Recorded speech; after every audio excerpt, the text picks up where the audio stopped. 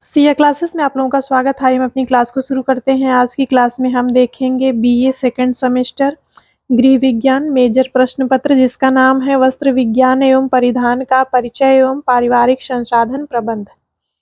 इसमें एक आपका टॉपिक होता है कपास। तो आज की क्लास में हम देखेंगे कपास, जिसको अंग्रेजी में कॉटन कहते हैं। कपास प्राकृतिक तंतुओं में सबसे अधिक महत्वपूर्ण तंतु है। कपास को वस्त्रों का राजा भी कहा जाता है। जो कपास होता है इसको वस्त्रों का राजा कहा जाता है, और जो रेशम होता है उसको वस्त्रों की रानी कहा जाता है। कपास एक अत्यंत प्राचीन एवं बहुप्रचलित उपयोगी रेशा है। कपास के वस्त्र हम दैनिक जीवन में अनेक प्रकार से इस्तेमाल करते आ रहे हैं। कपास एक अत्यंत ही आरामदायक एवं बहुउपयोगी रेशा है। जो कपास होता है ये बहुत ही आरामदायक होता है, जिसके कारण इसका प्रयोग अधिक किया जाता है। इसके साथ ही यह बहुत ही उपयोगी होता है। कपास को वस्त्र उद्योग की रीढ़ कहा जाता है, क्योंकि जितने भी उद्योग हैं उसमें कपास का प्रयोग ज़्यादा किया जाता है। कपास को सफ़ेद सोना भी कहा जाता है। इसकी उपयोगिता के आधार पर जो कपास होता है इसको सफ़ेद सोना के नाम से भी जाना जाता है। यह अभी भी विश्व के कुल फाइबर उत्पादन का एक बड़ा प्रतिशत है।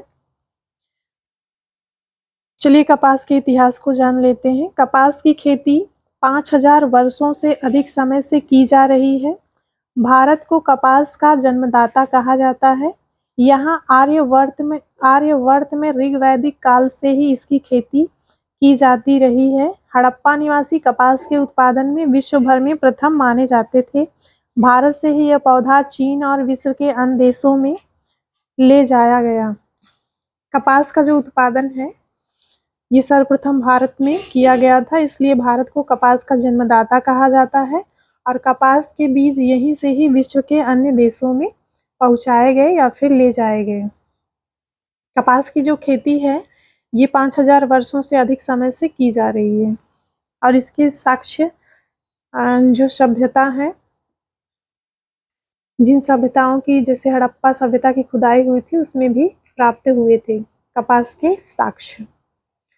चलिए जान लेते हैं कपास उत्पादक क्षेत्र कौन कौन से हैं। कपास उत्पादक क्षेत्र भारत, संयुक्त राज्य अमेरिका, चीन, ब्राजील, मिस्र, सूडान आदि कपास के मुख्य या प्रमुख उत्पादक देश हैं। भारत कपास उत्पादन का विश्व में सबसे बड़ा उत्पादक देश है। कपास के उत्पादन की दृष्टि से दक्षिण की काली मिट्टी का प्रदेश बड़ा महत्वपूर्ण है। जो भारत में दक्षिणी क्षेत्र है वहाँ की मिट्टी काली है और कपास के उत्पादन के लिए बहुत ही महत्वपूर्ण है। इस क्षेत्र में कपास का उत्पादन अधिक मात्रा में होता है। गुजरात, कर्नाटक, पंजाब, आंध्र प्रदेश, तमिलनाडु, महाराष्ट्र और मध्य प्रदेश मिलकर देश के उत्पादन का लगभग 90% कपास उत्पन्न करते हैं। 90% जो कपास का उत्पादन होता है गुजरात, कर्नाटक, पंजाब, आंध्र प्रदेश, तमिलनाडु, महाराष्ट्र और मध्य प्रदेश मिलकर करते हैं। लेकिन देश की लगभग 60% कपास का जो उत्पादन है केवल 3 राज्य मिलकर करते हैं, जिसमें आपका गुजरात हो गया, महाराष्ट्र और आंध्र प्रदेश है। चलिए कपास के पौधा के बारे में जान लेते हैं। कपास के तंतु हमें कोए, जिसको हम सीड बाल के नाम से भी जानते हैं, से प्राप्त होता है, जो कि कपास के पौधे से मिलते हैं। जो सीड बाल होता है या फिर कोए होते हैं ये कपास के पौधे से प्राप्त होता है। कपास के पौधे में फूल आ जाते हैं। फूल जब झड़ के गिर जाते हैं तो उनके स्थान पर कोए निकल आते हैं। शुरू में ये हरे रंग के हो जाते हैं, पकने के बाद ये फट जाते हैं और फटने के बाद उसमें से कपास के रेशे दिखाई देते हैं। कपास के रेशे बीज के चारों तरफ चिपके रहते हैं, इसलिए इसको सीड बाल भी कहते हैं या बीज बाल भी कहते हैं। कपास के पौधे का वानस्पतिक नाम गॉसिपियम है। जो कपास का पौधा है, कभी कभी प्रश्न पूछ देता है हिस्टी पिस्टी LTGIC UC नेट JRF में कि कपास के पौधे का वानस्पतिक नाम क्या है। तो कपास के पौधे का वानस्पतिक नाम गॉसिपियम है। और इससे भी प्रश्न बनता है कि कपास का जो पौधा है वो किस फैमिली का है। तो उत्तर में लिखेंगे मालवेसी फैमिली का है। कपास के पौधे बहुवर्षीय झाड़ीनुमा वृक्ष के जैसे होते हैं। जो कपास के पौधे होते हैं ये बहुवर्षीय होते हैं और झाड़ी के समान होते हैं, जिसकी लंबाई 2 से 7 फीट तक होती है। यह एक गर्म मौसम वाली झाड़ी है जो प्राकृतिक रूप से 12मासी के रूप में बढ़ती है, लेकिन व्यावसायिक उद्देश्य के लिए इसे वार्षिक रूप से उगाया जाता है। ऐसे तो जो कपास का पौधा है ये 12मासी झाड़ी के रूप में होता है, लेकिन जब इसका उत्पादन व्यावसायिक रूप से किया जाता है तो इसे वर्ष में केवल एक बार ही उगाया जाता है। तो चलिए अब हम लोग जान लेते हैं कपास की खेती के बारे में। कपास की खेती के लिए आवश्यक दशाएं, इसमें सबसे ज़्यादा ज़रूरी होता है जलवायु। तो चलिए हम जलवायु को देख लेते हैं। कपास की खेती उष्णकटिबंधीय क्षेत्रों में अधिक होती है। इसके लिए नमी एवं गर्मी दोनों की नितांत आवश्यकता होती है। अमेरिका की जलवायु और मिट्टी दोनों ही कपास के लिए उपयुक्त है, इसलिए यह अमेरिका विश्व में कपास के उत्पादन में पहले नंबर पर है। कपास की खेती के लिए जो जलवायु होती है उसमें जो तापमान होता है 11 डिग्री सेल्सियस से लेकर के 25 डिग्री सेल्सियस के बीच में होना चाहिए। और कपास की खेती के लिए जो पाला होता है वो बहुत ही घातक होता है, इसलिए इस पौधे के विकास के लिए कम से कम 210 दिन पाला रहित मौसम का होना जरूरी है।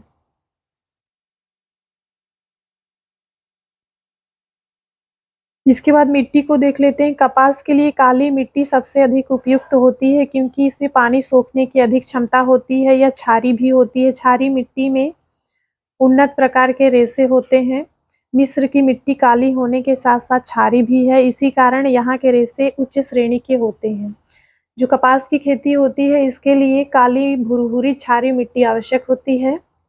इसमें जो कपास उत्पन्न होता है वो अच्छी क्वालिटी का होता है। जो मिस्र की मिट्टी होती है वह काली होती है, भुरभुरी होती है और क्षार युक्त होती है, इसलिए जो मिस्र का कपास होता है वो उत्तम श्रेणी का होता है। चलिए जान लेते हैं कपास की खेती के लिए वर्षा कितनी जरूरी है। वर्षा बीज बोते समय 30 से 38 सेंटीमीटर अर्थात ज्यादा बारिश की जरूरत होती है। समय, अब ये देख लेना है कि कपास की खेती में कितना समय लगता है। कपास का पौधा एक वर्षीय होता है। इसे तैयार करने में या फिर इसे तैयार होने में 200 दिन का समय लग जाता है। कपास को तैयार होने में कम से कम 200 दिन का जो समय होता है वो लग जाता है। चलिए जान लेते हैं सूत कपास के रेशे की निर्माण विधि। किस प्रकार से कपास के रेशे का निर्माण किया जाता है। तो सबसे पहले होता है कोए इकट्ठा करना, कलेक्शन ऑफ पॉट्स। कपास 3 से 4 फीट ऊंची झाड़ी पर उगता है। जब कपास का फूल झड़ने लगता है तब कोए निकल आते हैं। कोए के भीतर कपास का रेशा बीज के चारों ओर लिपटा रहता है, इसलिए कपास को बीज रेशा भी कहा जाता है।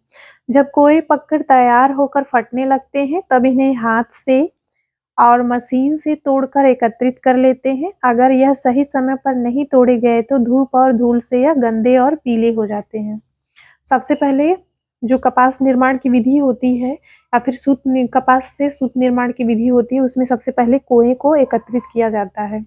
जो कोए होते हैं ये फट जाते, पकने के बाद फट जाते हैं और उसमें से कपास दिखाई देने लगता है। अगर उसको उचित समय पर नहीं तोड़ा जाता है तो धूप और गंदगी के कारण ये गंदे और पीले हो जाते हैं, इसलिए इनको समय से तोड़ लेना चाहिए। तोड़ने के बाद फिर ओटना होता है। ओटना एक प्रोसेस होता है जिसको हम गिनिंग प्रोसेस कहते हैं। इसमें जो बीज से रेशे को अलग करने की प्रक्रिया होती है। जो कोए होते हैं उसके अंदर बीज होते हैं, बीज के चारों तरफ कपास के रेशे चिपके हुए होते हैं। तो रेशों से बीज को अलग करने की जो प्रक्रिया होती है उसको गिनिंग प्रोसेस कहते हैं या फिर ओटना कहते हैं। तो ओटने की जो क्रिया होती है वो 3 तरीके से की जाती है। एक तो हाथ के द्वारा ओटा जाता है और दूसरा होता है छड़, छड़ की जो ओटनी होती है और तीसरा मशीन के द्वारा। हाथ 3 प्रकार से कपास को ओटने की क्रिया की जाती है। जो हाथ की ओटनी होती है इसमें एक लोहा होता है, भारी होता है और इसको लकड़ी के ऊपर फैला करके रेशे को, जो हाथ की ओटनी होती है इस क्रिया में हाथों द्वारा बीज अलग किए जाते हैं। इस क्रिया में 2 बेलन होते हैं, एक लोहे का जो भारी होता है तथा दूसरा खुरदरा लकड़ी का होता है। इन दोनों को एक एक करके कपास के ऊपर तब तक चलाते हैं जब तक सारे बीज रेशे से अलग नहीं हो जाते हैं। ये रही हाथ से ओटना या फिर हाथ ओटनी होगी। इसके बाद है छड़ और ओटनी। इस विधि में एक लोहे की छड़ होती है जो 10 से 12 सेंटीमीटर की होती है या 10 से 12 इंच की होती है तथा एक ओटनी होती है जो 8 से 10 इंच की होती है और यह लकड़ी की होती है। कपास को ओटनी पर रखकर छड़ के दोनों छोरों से हाथ से दबा दिया जाता है जिससे बीज अलग हो जाते हैं। इस क्रिया को तब तक दोहराते हैं जब तक कि सारे बीज रेशे से अलग न हो जाएं। अगला है मशीन ओटनी। मशीन ओटनी को गिनिंग मशीन के नाम से भी जाना जाता है। इस मशीन के द्वारा रेशे और अशुद्धियां अलग हो जाते हैं। मशीन में लगी तेज आरियों से कपास को गुजारा जाता है जिससे बीज, धूल कण, छिलके अलग हो जाते हैं। इन्हें एक पात्र में रखकर वायु के तेज झोंके लगाए जाते हैं जिससे रुई शुद्ध और स्वच्छ हो जाती है।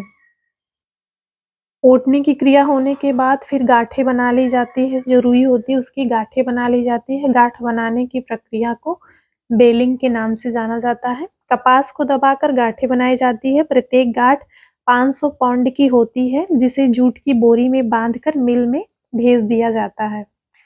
अगला प्रोसेस है गांठें खोलना और मिलाना, ओपनिंग एंड ब्लेंडिंग। गांठों को ढीला करना गांठें खोलना कहलाता है। गांठें खोलने से सभी प्रकार की रुई आपस में मिल जाती है और एक समान हो जाती हैं। गांठें बनाने तथा मिल तक लाने में कई अशुद्धियां या धूलकण इसमें प्रवेश कर जाते हैं। गांठों को आपस में मिलाना, सफाई करना, सुलझाना आदि का कार्य 3 प्रकार की मशीन जिसका नाम है ब्रेकर, इंटरमीडिएट तथा फिनिशर द्वारा किया जाता है। कई सारी गांठों की पट्टियों को ओपनर में डाला जाता है जिससे रेशे 10 से 15 गुना ज्यादा फूल जाते हैं। गांठों को आपस में मिलाने, सफाई करने का काम मशीन द्वारा चलता रहता है जिसे जिस जिसके बाद में साफ रुई के 1 इंच मोटी और 40 इंच चौड़ी चादर तैयार हो जाती है। गांठों को खोलना और मिलाना है। जो गांठें बना दी जाती हैं फिर इसको मिल में भेज दिया जाता है। मिल में जाने के बाद गांठों को खोला जाता है और आपस में मिलाया जाता है। ऐसा करने से जो भी रुई होती है सब एक समान हो जाती है और यह काम मशीन के द्वारा किया जाता है जिसमें ब्रेकर, इंटरमीडिएट और फिनिशर मशीन होती है, इसको प्रयोग किया जाता है। और इस प्रक्रिया में जो रेशे होते हैं वो 10 से 15 गुना ज़्यादा फूल जाते हैं और गांठों को आपस में मिलाने और सफाई करने का काम मशीन द्वारा चलता रहता है जिसके बाद जो रुई होती है वो साफ और स्वच्छ हो जाती है और रुई की 1 इंच मोटी और 40 इंच चौड़ी चादर तैयार हो जाती है। इसके बाद जो प्रक्रिया होती है उसका नाम धुनाई है जिसको इंग्लिश में कार्डिंग कहते हैं। यह प्रक्रिया रेशे को बिल्कुल साफ करके लंबे तथा समानांतर बनाने के लिए की जाती है। जो कार्डिंग प्रोसेस होता है या धुनाई की क्रिया होती है इसमें रेशे जो होते हैं लंबे हो जाते हैं और समानांतर हो जाते हैं। मशीन में कांटेदार हुक होते हैं जिनके द्वारा कपास को गुजारने पर रेशे उसमें फंस जाते हैं और खींचकर समानांतर हो जाते हैं। इन रेशों को एक बड़ी कीप से गुजारा जाता है जिसमें यह दबकर एक गोल पट्टी के रूप में बाहर निकलते हैं। अब यह पट्टी कताई हेतु तैयार हो जाती है। इस गोलकार पट्टी से अच्छे किस्म के वस्त्र का निर्माण हो जाता है। जो धुनाई का प्रोसेस होता है इसमें जो रेशे होते हैं वे समानांतर हो जाते हैं और लंबे हो जाते हैं और इसके बाद जो रेशे होते हैं वो एक कीप से गुजारे जाते हैं और जिसके कारण ये एक गोल पट्टी के रूप में परिवर्तित हो जाते हैं और कताई के लिए तैयार हो जाते हैं और इस प्रोसेस से अच्छी किस्म के वस्त्रों का निर्माण होता है। अगला प्रोसेस है कंघी करना जिसको कॉम्बिंग कहते हैं। इस प्रक्रिया में छोटे रेशे अलग हो जाते हैं और बाकी बचे रेशे समानांतर हो जाते हैं। इसमें छोटे बड़े रेशे जो होते हैं वो अलग अलग हो जाते हैं। पूरे रेशे का 1/4 भाग कंघी करने पर बेकार हो जाता है जिन्हें अन्य कामों में इस्तेमाल कर लिया जाता है। जो रेशे बचते हैं वह लंबे स्टेपल उत्तम गुणवत्ता के होते हैं। इन्हें ही कपास या रुई बनाने में इस्तेमाल करते हैं। यह रेशे बारीक, एकसार, मजबूत और मुलायम होते हैं। इस प्रकार कार्डिंग विधि से जो पूनियां तैयार होती हैं उन्हें कम्बर्ड स्लाइवर कहते हैं। इससे उत्तम कोटि के मुलायम तथा मजबूत वस्त्र बनाए जाते हैं। छोटे रेशे निम्न कोटि के वस्त्र बनाने में काम आते हैं। जो कॉम्बिंग प्रोसेस होता है या कंघी करने की जो प्रक्रिया होती है, इसमें छोटे रेशे अलग हो जाते हैं, बड़े रेशे अलग हो जाते हैं, बड़े रेशे कम होते हैं, जबकि छोटे रेशे ज़्यादा होते हैं। जो बड़े रेशे होते हैं, इनसे उत्तम किस्म के वस्त्र तैयार किए जाते हैं, जो छोटे रेशे होते हैं, इनसे निम्न कोटि के वस्त्र तैयार किए जाते हैं। और कार्डिंग प्रोसेस से जो पूनियाँ तैयार हो जाती हैं, उसको कंबाइंड स्लाइवर कहते हैं। इसके बाद प्रोसेस होता है पूनी बनाना, जिसको स्लीवरिंग कहते हैं। रेशों की पतली चादर को कंघी करने के बाद एक दूसरे के समानांतर बिछा दिया जाता है। इसके बाद इन्हें हल्का सा खींचकर और घुमाव देकर 1 इंच चौड़ी और 6 से 7 इंच लंबी पूनियां बनाई जाती हैं। इससे रेशे आपस में सटकर और ज़्यादा सघन हो जाते हैं।